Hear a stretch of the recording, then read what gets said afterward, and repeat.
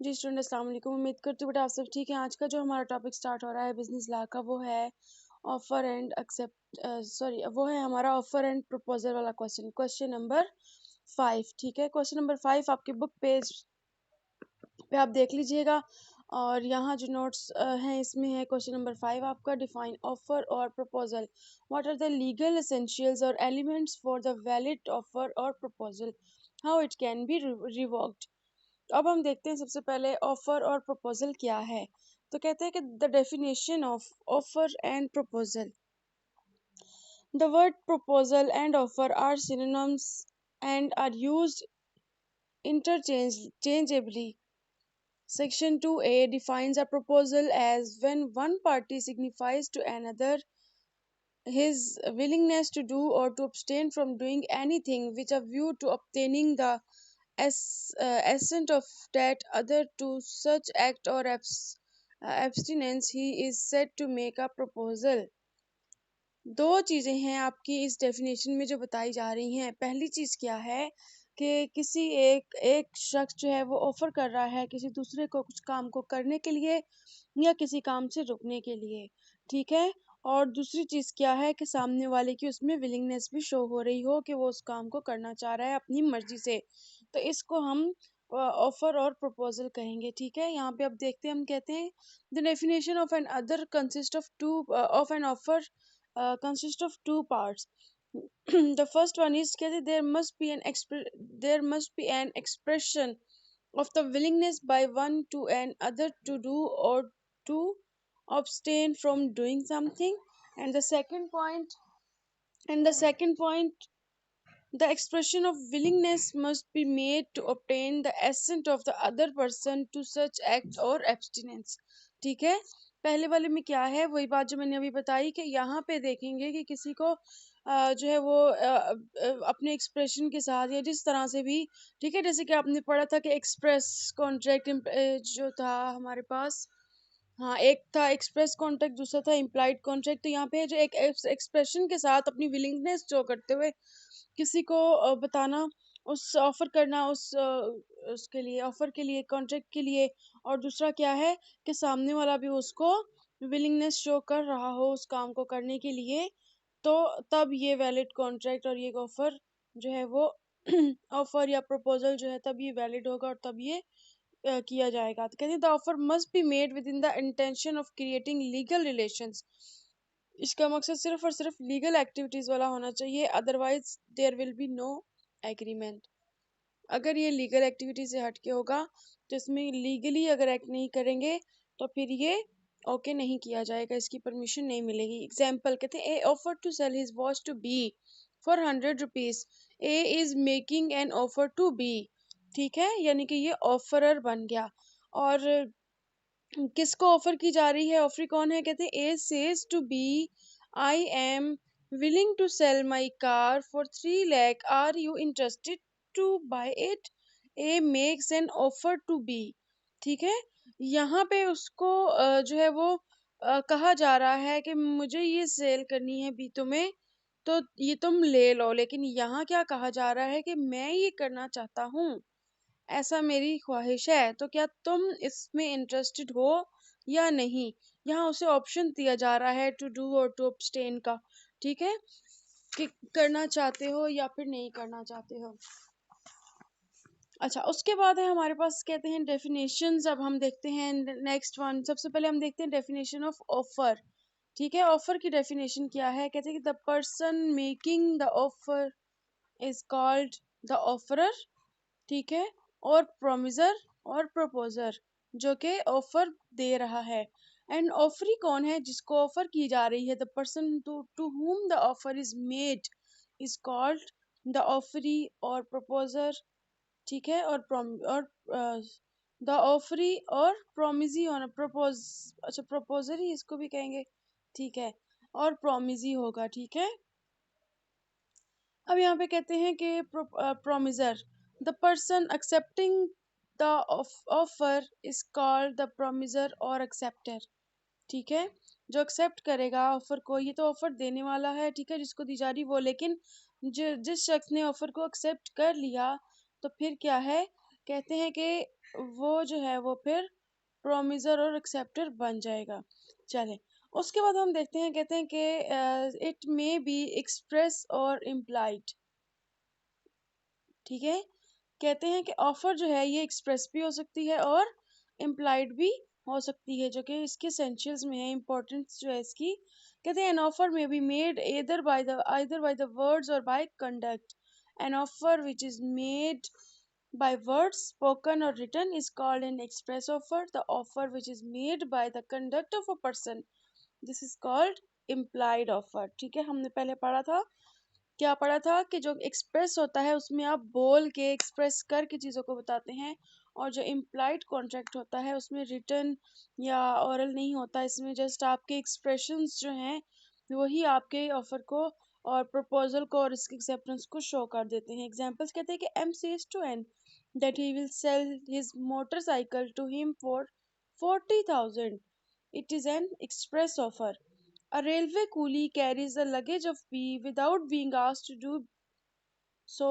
B allows him to do it is an implied offer। ठीक है, यानी खुद से खुद पता है कि इसने किस लिए सामान उठाया, और खुद पता है कि उसने इस सामान को क्या करना है, और सामने वाले ने भी परमिशन दे दी कि हाँ ठीक है चलो तुम ले लो, तो ये क्या हो जाएगा, इम्प्लाइड कॉन्ट्रैक्ट हो जाएगा, ऑफर हो जाएगा और एक्सेप्टेंस भी हो जाएगी।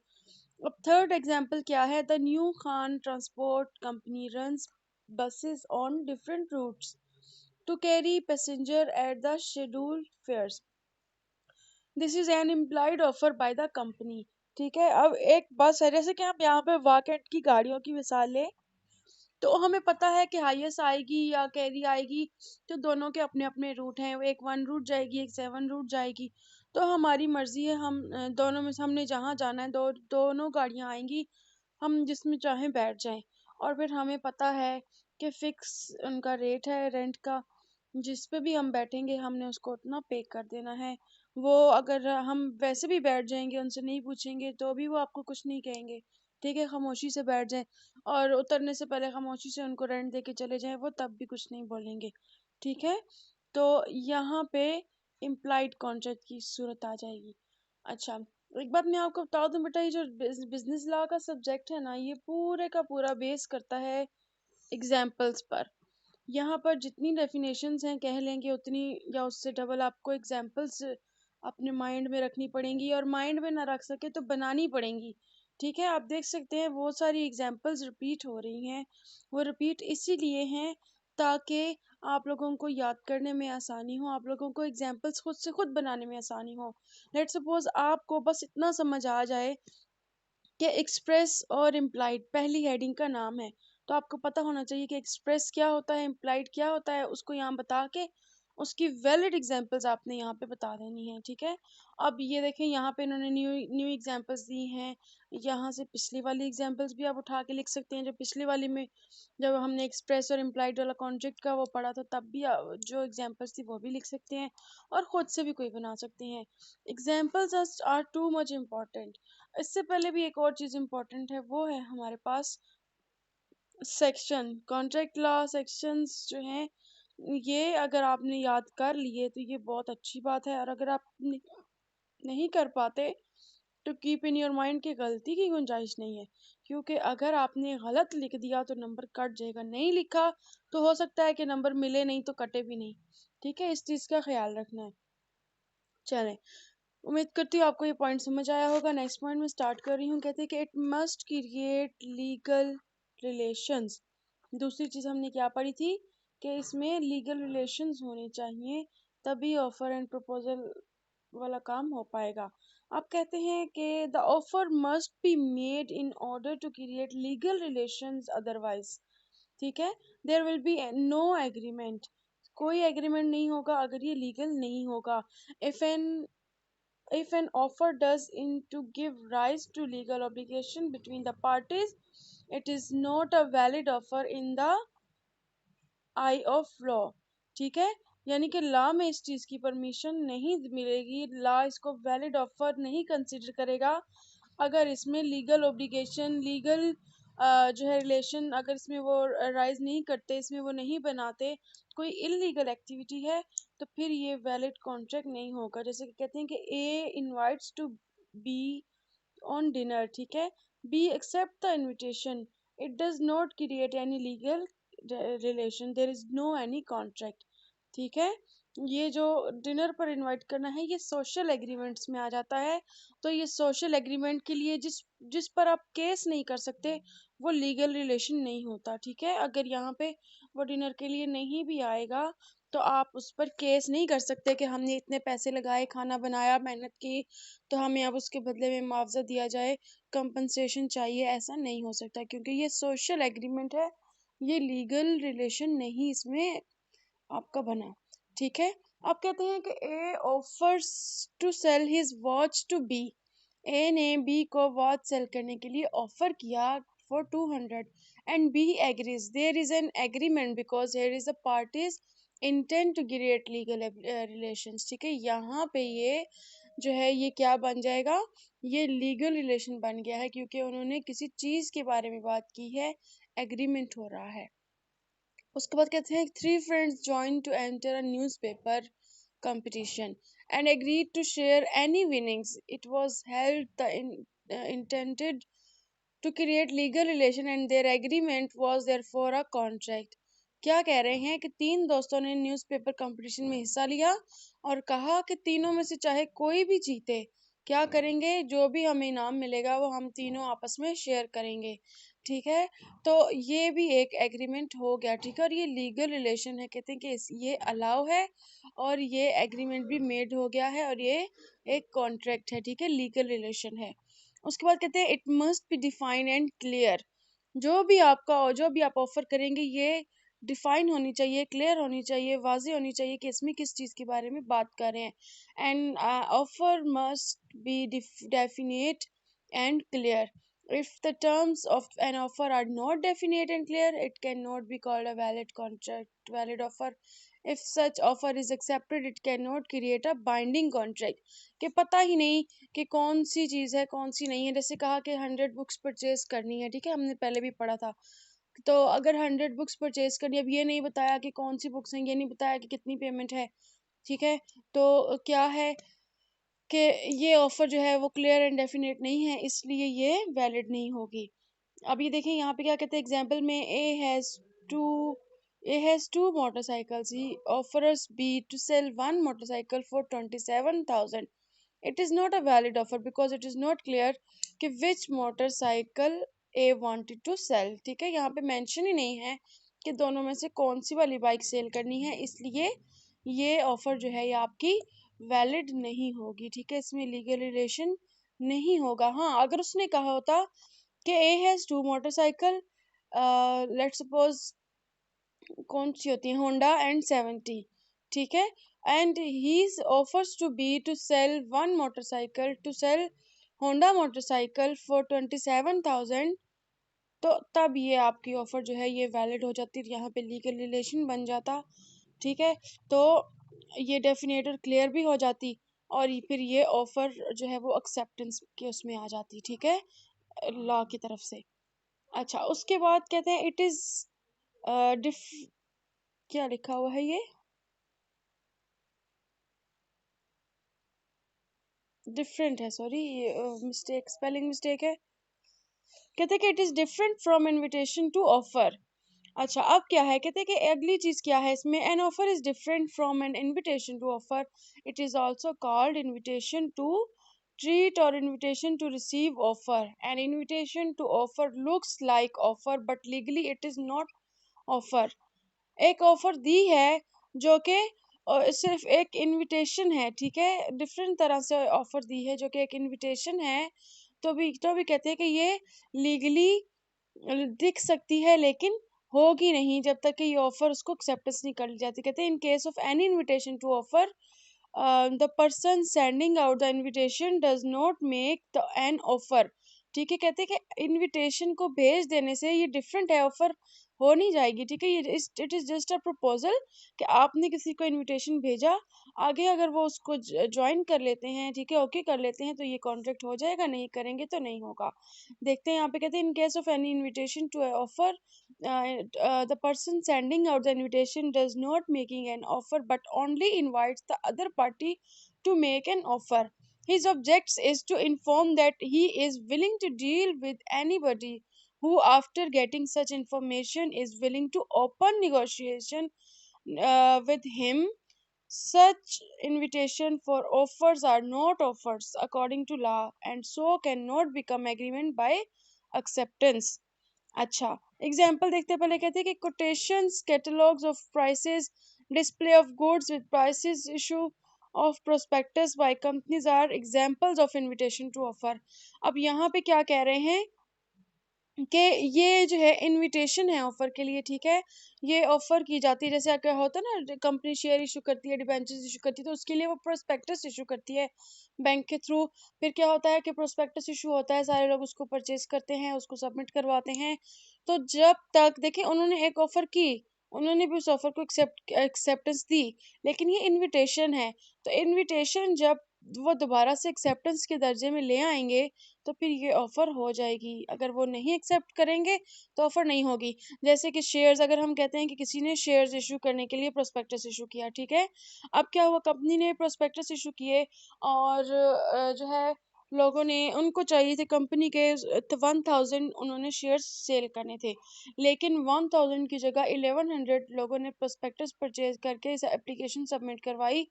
और क्या हुआ कि 11,000 जो है सॉरी 1100 जो थे उसमें से जो, अब कंपनी को तो सिर्फ 1000 चाहिए, तो कंपनी क्या करेगी, जो पहले आने वाले होंगे या उनके इमेज के लिहाज से जो भी उनको लोग अच्छे लगेंगे, उसमें वो 1000 को वो क्या करेंगे, शेयर्स अलॉट कर देंगे, ठीक है। उनको लेटर इशू कर देंगे कि हमने आपको आपकी इसको एक्सेप्ट कर लिया है, आपकी एप्लीकेशन को, और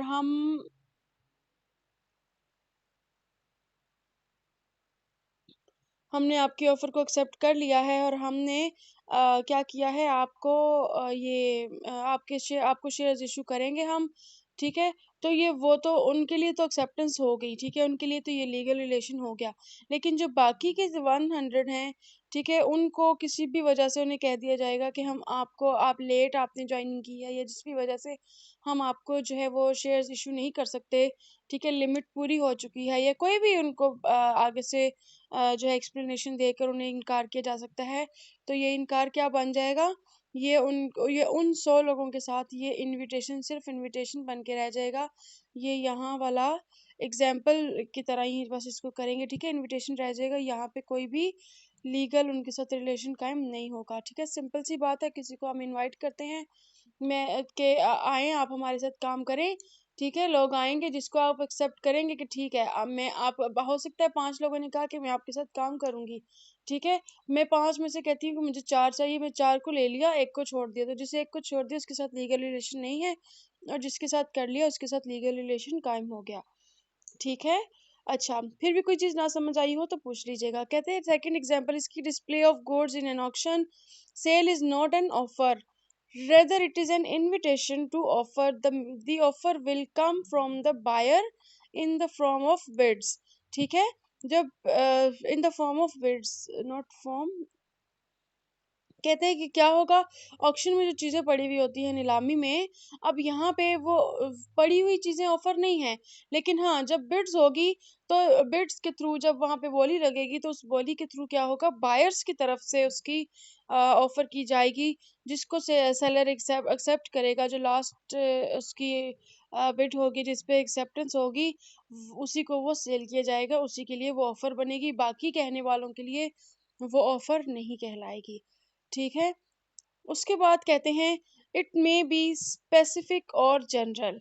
अब क्या है, कहते हैं कि when an offer is made to a specific person और ग्रुप और ऑफ पर्संस और group of person, it is called specific offer. Such an offer can be accepted only by the person और persons to whom it is made. A general offer, on the other hand, it is is and on the other hand is one which is made to public is in general, and it is made by accepted be accepted by any person who fulfills the condition mentioned in it. Both specified and general offers are valid। ठीक है, क्या कहते हैं कि ये दोनों की दोनों वैलिड होंगी। कि अगर किसी खास बंदे को कोई खास ऑफर भेजी जा रही है और उसने उसे एक्सेप्ट कर लिया है तो भी वो जो है वैलिड है। और अगर कोई जनरल आपने ऑफर दी है जिसमें आपने कहा है कि ठीक है, उसमें आपने कंडीशंस मेंशन कर दी हैं और आपने कहा है कि जो भी इसकी कंडीशंस को फुलफिल करेगा उसके साथ हम ऑफर कर लेंगे, तो कहा कि बोथ ऑफ दी जो है both of the offers are accepted. ठीक है, लीगल है, वैलिड है, दोनों के लिए काम किया जा सकता है। अब हम इनकी एग्जांपल्स देख लेते हैं ताकि आपको क्लियरली समझ में आ जाए। कहते हैं कि M makes an offer to N to sell his bicycle for 800 rupees. It is a specific offer. In this case, only N can accept it. ठीक है, ये है specific offer. A announces in a newspaper a reward of 1000 for any who will return his lost radio. It is general offer, जो भी उसकी full जो है उसको कंडीशन को फुलफिल करेगा, यानी कि उसका रेडियो ढूंढ के लाएगा तो उसको 1000 रुपया मिलेगा। तो ये भी एक ऑफर है। ठीक है, उसके बाद कहते हैं it must be communicated to the offeree. An offer is effective only when it is communicated to the offeree. It is an offer is not communicated to the offeree, it cannot be accepted. Thus, an offer which is not communicated, it is not a valid offer. It applies to both specific and general offers। ठीक है, ये specific और general offer हो जाएगी। ये कहते हैं कि जो भी आप ऑफर कर रहे हैं उसमें आपकी कम्युनिकेशन ज़रूरी है। ठीक है, यानी इम्प्लाइड कॉन्ट्रैक्ट जो है वो कॉन्ट्रैक्ट तो हो जाता है लेकिन वो एक कोई ख़ास बड़े लेवल पे उसकी एक्टिविटी नहीं होती। ठीक है, वो छोटे छोटे कामों के लिए होती है। लेकिन बड़ी बड़ी बातों में, बड़े कॉन्ट्रैक्ट्स में, ऑफर्स में कहते हैं कि आपकी कम्युनिकेशन ज़रूरी है, आपका स्पेसिफाई करना, ये जनरल ऑफर करना ज़रूरी है।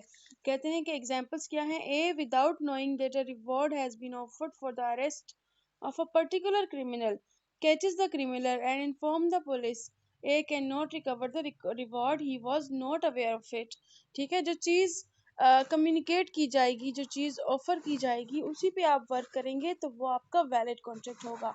किसी ने बस इतना कह दिया कि पुलिस ने पोस्टर लगा दिया कि जो भी शख्स इसको देखे तो वो हमें कांटेक्ट करे, तो उसको देखने के बाद वो कहे कि हाँ जी अब मैं तो ढूंढ के लाया हूँ, अब मुझे इनाम भी दिया जाए। तो क्योंकि उन्होंने तो कोई इनाम ऑफर किया ही नहीं था, इसलिए बदले में आप उनसे कोई भी रिवॉर्ड जो है वो डिमांड नहीं कर सकते। ठीक है, कम्युनिकेटेड टू ऑफर ही होना चाहिए। अगर तो ऐसा नहीं होगा तो फिर रिवॉर्ड के लिए भी कोई भी डिमांड नहीं कर सकता। कहते हैं कि it should not contain negative conditions. अच्छा, an offer should not contain a condition the non complaints, ठीक है, non response of which may be assumed as acceptance। An offerer cannot say it if acceptance is not communicated up to a certain date. The offer would be presumed to have been accepted. If the offeree does not reply, there is no contract because no obligation to reply can be imposed on him. On the ground of justice, no agreement because such condition cannot be imposed on the offeree. It is only a one side offer। किसी ने offer की, उसने उससे accept कर लिया तो क्या होगा कि वो ऑफर हो जाएगी। लेकिन एक ने ऑफर किया, दूसरे ने उसको नहीं माना, ठीक है, दूसरे ने उसको कोई रिप्लाई नहीं किया, तो दूसरा ये नहीं कह सकता कि मैंने आपको ऑफर की थी तो आपने उसको एक्सेप्ट भी कर लिया, अब आप इसके लिए जो है कंपनसेशन करेंगे, केस हो सकता है। ऐसा नहीं हो सकता क्योंकि ये वन साइड ऑफर थी, दूसरे ने इसको एक्सेप्ट नहीं किया। तो कहते हैं कि अब A wrote to B offering to sell his book for 500, adding that if he didn't reply within 5 days, the offer would be presumed to have been accepted।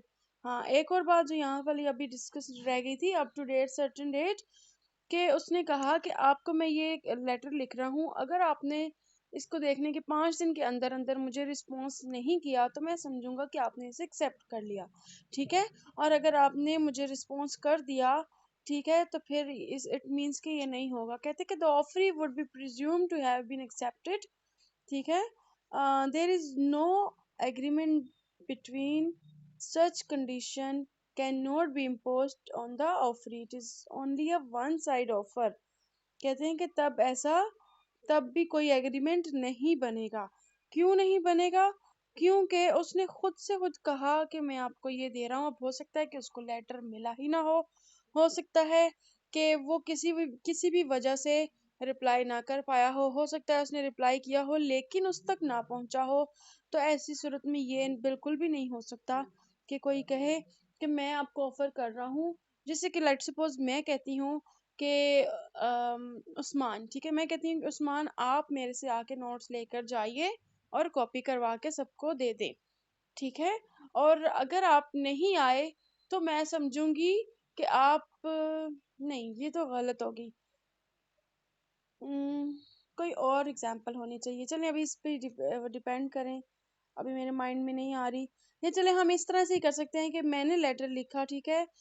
Let's suppose हम एक अपॉइंटमेंट लेटर लिखते हैं, ठीक है। हम कहते हैं किसी को कि मैं आपको एक अपॉइंटमेंट लेटर लिख रहा हूँ, ठीक है, आपको इस कंपनी में अपॉइंट कर लिया गया है। तो अगर आपने 5 दिन के अंदर अंदर आके ज्वाइन कर लिया, हमें मैसेज कर दिया कि ठीक है मैं ज्वाइन कर रहा हूँ, या 5 दिन के अंदर आके आपने इसको ज्वाइन कर लिया, ठीक है। तो क्या होगा कि ये हम आपको दे देंगे, ठीक है, ये जॉब आपकी है। और जो है वो अगर आप नहीं आते, ठीक है, लेट्स सपोज अगर उसने रिप्लाई नहीं किया तो ऐसी सूरत में क्या होगा कि जी आपकी जगह हमने किसी और को अगर हमने नहीं रखा तो उसके बदले में आप हमें कंपनसेशन देंगे, पैसे देंगे, ठीक है।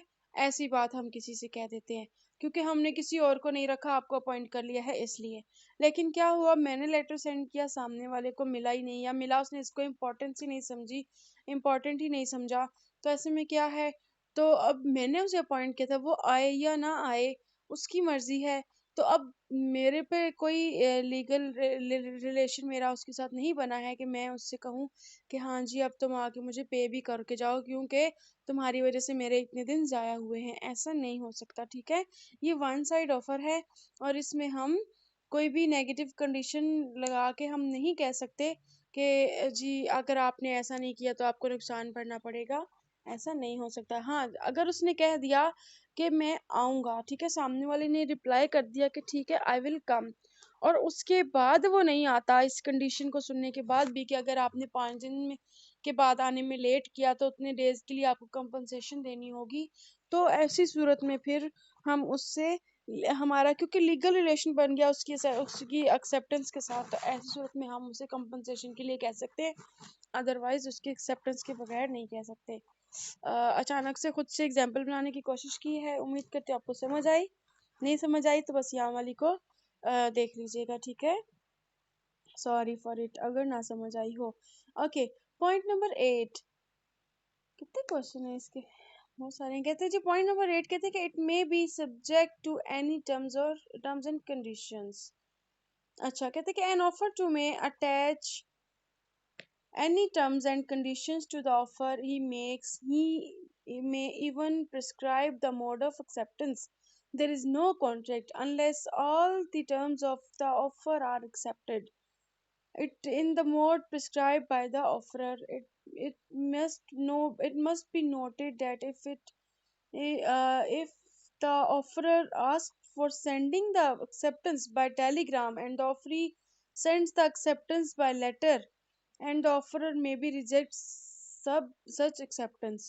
अच्छा, ठीक है।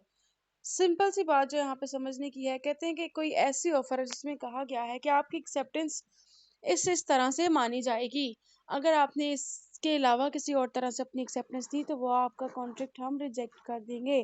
जैसे इसने अब देखिए लास्ट वाली लाइन में क्या लिखा हुआ है, कहते हैं कि उसने ऑफर किया मस्ट, या लेकिन कहते हैं यहाँ पे मस्ट लिखा हुआ होना चाहिए, ठीक है। कहते हैं कि उसने लिख दिया, नोट कर दिया कि आपको जो मैं ऑफर दे रहा हूँ आपने इसकी एक्सेप्टेंस मुझे टेलीग्राम के थ्रू करनी है।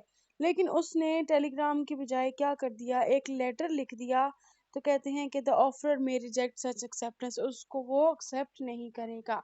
ठीक है, यानी ऑफरर जो है वो ऑफरी को एक ऑफर दे रहा है, प्रपोज कर रहा है, ठीक है, लेकिन इसके साथ साथ वो ये कह रहा है कि इस इन टर्म्स एंड कंडीशंस के साथ अगर आपने इसको एक्सेप्ट किया तो मैं भी इसे लीगल मान लूंगा, वैलिड मान लूंगा और एक्सेप्ट कर लूंगा, और अगर आपने नहीं किया तो फिर मैं इसको वैलिड नहीं कहूंगा, आपकी एक्सेप्टेंस जो है वो रिजेक्ट कर दी जाएगी।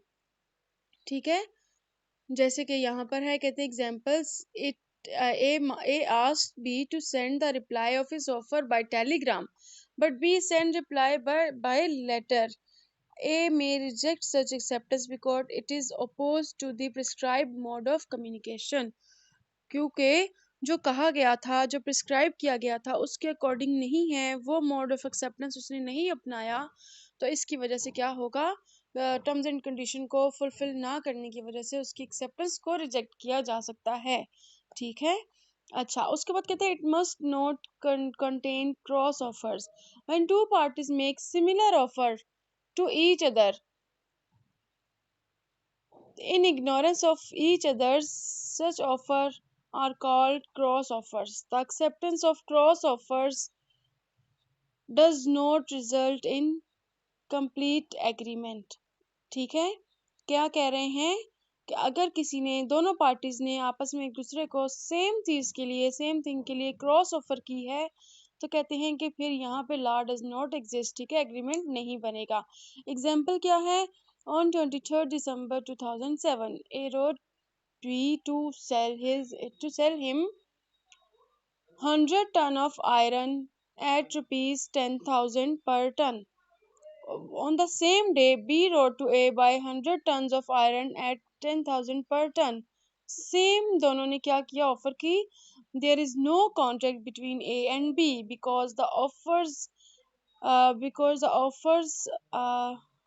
are same। ठीक है, similar, were similar and made in ignorance. एक मिनट, ये वर है, ठीक है, कहते हैं कि because the offer were similar and made in ignorance of the other and so there is no acceptance for of each other's offer।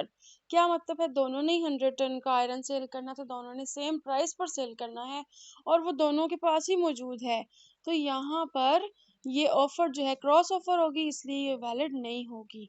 ठीक है, ये ऑफर ऑफर ही नहीं रहेगी क्योंकि दोनों के पास सेम है। हाँ, अगर यहाँ पे आयरन है, यहाँ पे आयरन की बजाय ऑयल होता, कोई और चीज होती, ठीक है, तो फिर ये हो सकता था, लेकिन यहाँ पे क्रॉस ऑफर है सिमिलर के लिए, एक सेम चीज के लिए, तो इसलिए ये नहीं होगी। चलें, इतना ही काफी है। नेक्स्ट पॉइंट पे नेक्स्ट में इंशाल्लाह हम करेंगे। कोई भी चीज ना समझ में आई हो तो मुझे जरूर पूछ लीजिएगा ऑन इनबॉक्स। ठीक है, अस्सलाम वालेकुम।